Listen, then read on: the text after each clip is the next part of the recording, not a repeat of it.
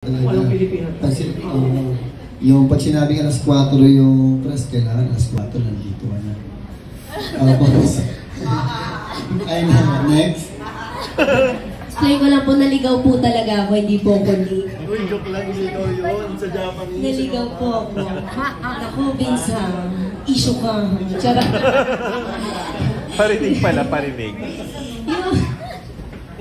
Yung po napansin ko po sa Japanese people.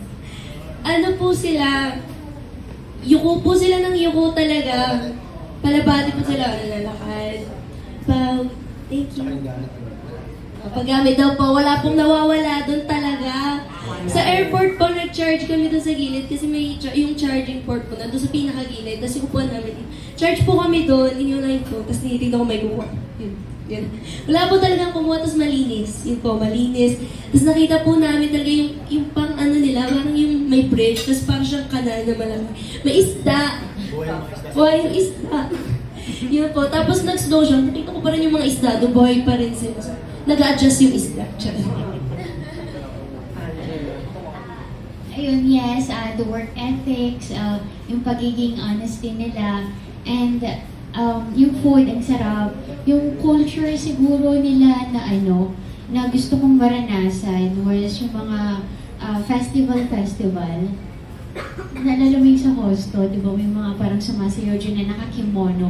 Yun yung gusto ko talagang maranasan. Ang mga events po na hindi namin naabutan. Kasi at the time na magpa-fly kami, going back here in the Philippines, meron silang Sapporo Snowfest festival event.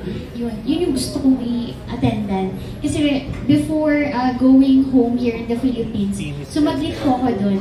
Sorry, hindi ko kaya kasama dun.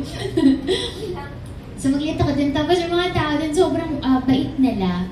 Sobrang friendly po nila. It's not just Japanese people, pero iba't ibang lahi po yung mga nandun attending that event. So, ay napaka-engaging po nila. Sino sinama mo? Sino dinate mo? Ay, hindi sinagot. Hindi sinagot. Boyfriend mo siyang ka-join. Alam ko mag-isa eh.